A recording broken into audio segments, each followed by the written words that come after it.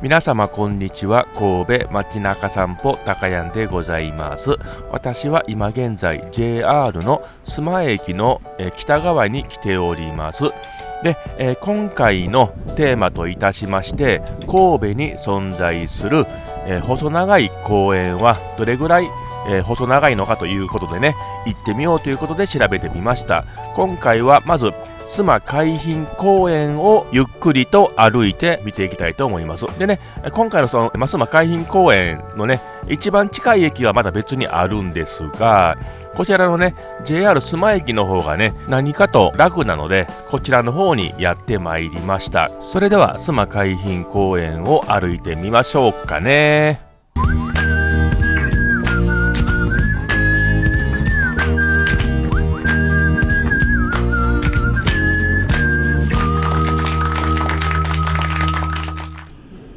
JR 須磨駅の改札口のね、南側へやってきました。目の前がね、須磨海水浴場ですね。で、場所的にはこのような位置関係になってます。それで実際の須磨海浜公園の位置っていうのはこの辺りですね。で、昔ながらの松林が黄色い範囲に広がっております。それで今須磨海水浴場を見ているんですけども、昔に比べてかなりね、整備が進んでおりますね。で、右の奥の方、建物が建ってます。あちらがね、須磨漁協ですね。で、その右の端に砂浜にね、立っているのがお手洗いと、あとシャワー設備ですね。こちらね、海水浴場とっても使えますんでね、一旦下の方に降りてまいりました。雪がちらついてますね。今日この日ね、かなり寒かったんですよね。で、このね、目の前見えるのがお手洗いですね。で、あちらのね、奥の方に須磨海浜公園が広がっております。で、こんな感じでね、レンガタイルが敷き詰められておりますね。でね、奥ね、あちらが須磨漁協ですね。で、この右側、この目の前、真正面がね、お手洗いと、あとね、シャワー設備になりますね。でね、須磨海浜浴場の方に向かうんですけども、その前にこちらの案内板をちょっと見てみましょうかね。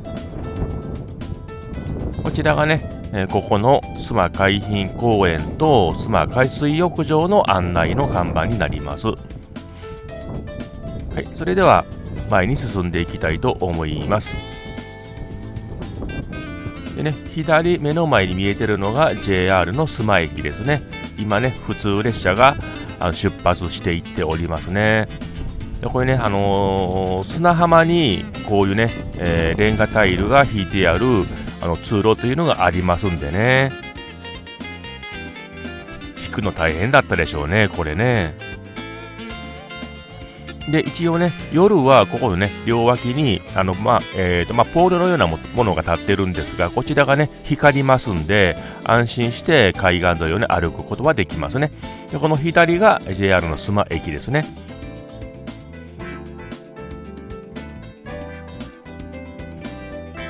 で、こちらね、昔車椅子、砂浜用の車椅子っていうのを貸し出しもしてたような覚えがあります。今はどうかが分かりませんけどもね。で、車もここね、走るんですよ、左側ね。左側をちょっとね、振り返ってみると、ね、道路がありまして、横断歩道がありますよね。ここをね、車が通ります。で、自転車と歩行者のね、通行帯がこの赤色のとこですよっていうのをね、こちらで示しております。目の前ね、海ですね、海岸ですね。昔はここよく来ておりました。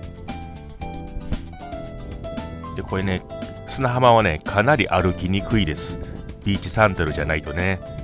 で、このように自転車のね、駐輪場もありますんで、自転車でね、こちらの海岸まで来ることもできます。こちらはお金はいらなかったとは思うんですけどもね。はい、くるっと回ってね、前に進んでまいりましょう。この辺りはまだね、須磨海浜公園ではなくて、須磨海水浴場ですね。で、目の前ね、なんか柵みたいなものがあって、川のね、橋のような感じになってますね。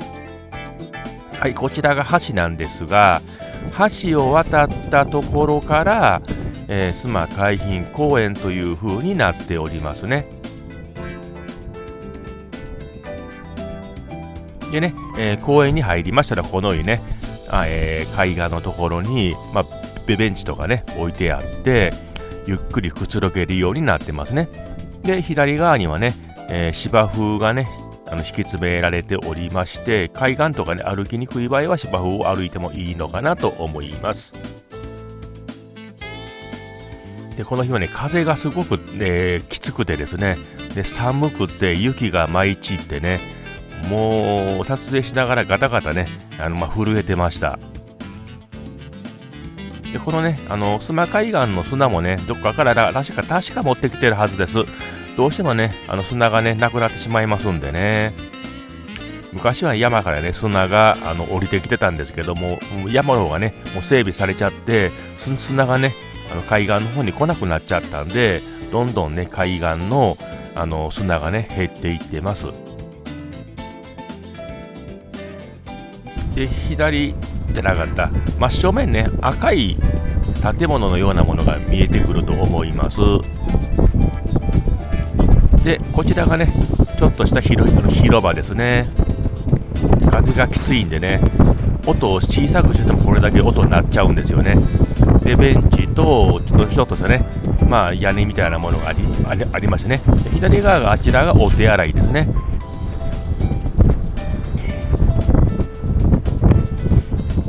で街灯とかもありますんで、夜来てもね割と安心してこの辺りはね、散歩とかできると思います。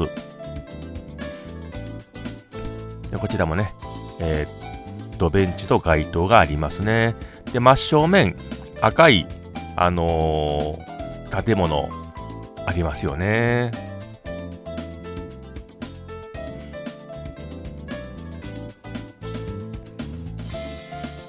はい。でね、赤い建物なんですけれども、移築された和田岬灯台というものです。こちらがね、大正時代に和田岬に建てられた灯台なんですけども、作られた時はね赤ではなくて、白かったそうです。でね、三菱造船所ができた後に一般人が入れないということでこちらの方に移されたようですね。でこのね灯台なんですけども、日本で初めての鋼鉄製の灯台とかいうね書き物を見たことはあるんですが、本当かどうかは分かりません。でね、この灯台ができた当時っていうのはね、まだ溶接技術がねまだしっかりしてないので、リベットっていうねホッチキスのようなものでガッチャンね鉄板と柱と留めております。こちらですね、こちらが和田岬灯台ですね。当時は白かったそうです。でね、入り口にねちょっとよくわからない文字が書いてあります。私ね習字したことないんでどういう文字かはわからないんですけどもね。でこちらね、松林がかなり広がってますね。こちら和田岬灯台ってなってますね。もう今はね灯台としての役割は、しておりません。こちらの灯台ね今は、光ってはいないですね。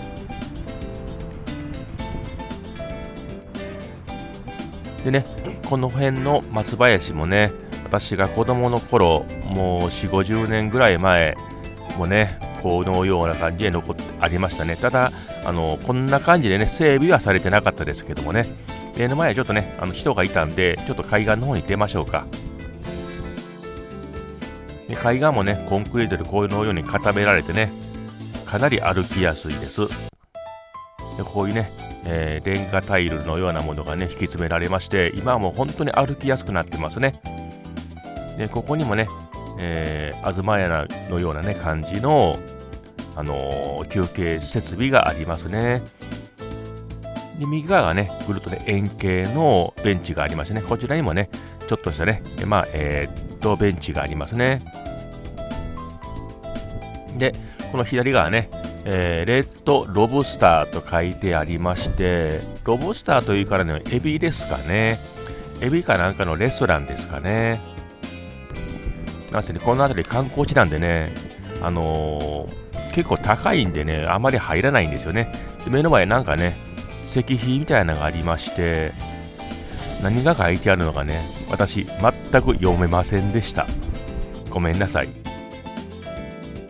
で、目の前ね、カフェ&、バーベキュー、これはエリアですかね、っていうのがありますね。で、またね、左がお手洗いがありまして、自動販売機もね、たくさんありますね。で、もう少し行ったところ、白い壁のあるところ、あの辺りから、スマシーワールドですね。昔スマ水族園のあったところですね。で、こちらスマの B 神戸のモニュメントが立っております。で、こちらのアクリルなんですけど、昔のねスマ水族園の水槽のアクリルを再利用したものだそうです。スマ水族園のねアクリルだったんで、このようにね透明なアクリル板がこの B 神戸のモニュメントとして使われたんでしょうかね。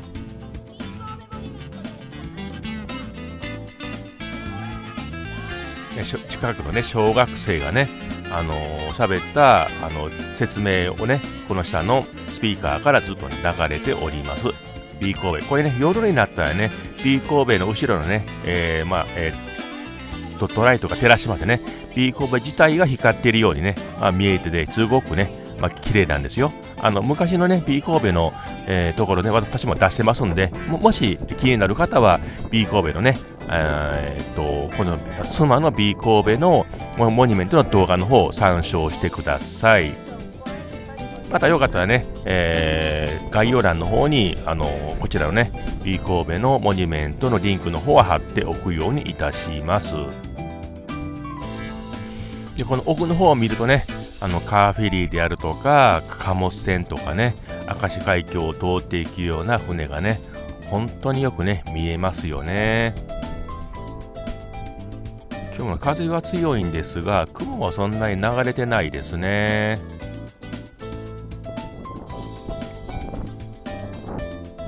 ちょっと動くとね、風がビュービュー言ってね、すごい風きついですよ。で、この左側がスマ、シーワールドですね。ちょっと海側を歩いてみましょうかね。はい。で、左側ね、なんか大きな屋根ありますね。あちらがスマシーワールドのイルカとかね、あとは何だったっけ、ちょっと忘れました。そちらのねショーが行われるところですね。で、これね砂浜で出ようかなと思ったんですけど、足が取られて前に進まないんでね、やめました。で、こちらなんかね変わったものあるなと思ったら、これねベンチとテーブルなんですね。こちらへね来るときに近くのコンビニでサンドイッチでも買ってね、こちらでのんびりと食べながら海を眺めてみるのも粋な感じはするんじゃないでしょうか。この松林もねいいですよね。整備するときってね、松枯れたらどうしようとか思わなかったんですかね。で、左がね、スマ海浜公園とね壁に書いておりましたね。こちらですね、スマ海浜公園、スマシーサイドパークとなってますね。で、この壁の向こう側が、スマシーワールドというね水族館と、あとイルカとかのねショーの行われる設備のあるところですね。確か今3500円ぐらいしたのかな、大人ね。でも海遊館とかね、そのあたり見てもそれに近いような値段してると思うんで、そんなもんなんですかね。最近ね大きな施設ってね、とにかく値段が高いですよね。家族連れだったらね、お父さんお母さん子供2人とかだったらね、もうそれで1万円超えちゃいますよね。もう本当に家族連れは大変ですよね。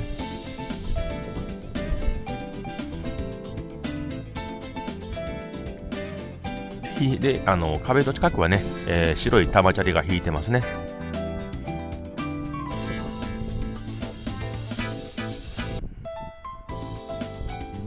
で、で奥の方にね見えてる右側の建物、あちらがねヨットハーバーの建物になります。また後でね行きますけども、中へはねまだ入ってないです。でヨットハーバーのね中にね、レストランというかカフェがありまして、そこはねすごくいいそうなんですよね。ただ未だね交渉がしっかりとまとまってないので、中の撮影というのはまだできてません。でこちらトレイン乗り場ってなってますけど、 JR 須磨駅までのね機関車のような形のね乗り物っていうのが運行されておりました。ただ今ね休止となってますね。今冬なんでね人ほとんどいませんのでね、多分夏とか春ぐらいになったらひょっとしたら再開するかもしれないですね。で目の前で見るとなんかね細いポールがたくさん立ってますよね。あちらがヨットのポールですね。ヨットがたくさん止まってますね。で右側っていうのはヨットが、ね、海の上に浮かんでて、左側のねポールっていうのは丘にね上がった状態のクルーザーとかいうかヨットですね。でかっこいいね建物ですよね。ここがもともと須磨のねヨットハーバーになりますね。でこの2階のちょっとね右側に出っ張ったところ、あちらがねレストランになるんですかね。一番上がレストランなのかな、入ってないんでねよくわからないんですよね。でここまでが須磨海浜公園という形になりまして、左側の建物がこちらがね、須磨シーワールドに関連したホテルですね。でその奥が駐車場になります。駐車場のね台数もかなり増えてきましたんでね、すごくでね、須磨海浜公園の長さといたしまして、須磨海水浴場を含むと約 1.9 キロで、須磨海浜公園だけだと 1.4 キロぐらいの大きさという形。それでもでかいですよね。幅はないんだけど長細い公園ということですね。まだね次回これよりも長い公園っていうのをご紹介しますね。でこちらがね須磨海浜、展望デッキ入り口になってますけどもね。でこちらがね丘に上がっているヨットですね。間近でヨットなんか見ることないですよね。はい、こんな感じ。奥の方にはね海の中にねヨットが止まっております。でこちらが駐車場ですね。で大型のね、バスなんかも止まれる駐車場がこれだけたくさんありますんで、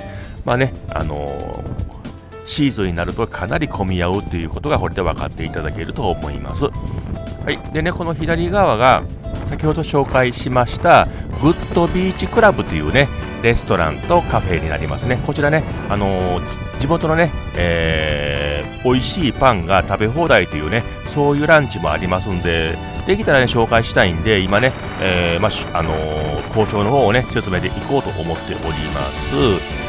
はい、今回はね細長い公園をお送りしてまいりました。またねこちらよりもね細長い公園をねどんどんと紹介していきたいと思います。今回の動画、いかがでございましたでしょうか。今回の動画良かったと思っていただきましたらチャンネル登録と高評価グッドボタン、あとねコメントなどいただけましたら大変嬉しく思います。そうしましたらねまた皆様とお会いできることを願いまして、皆様さようなら。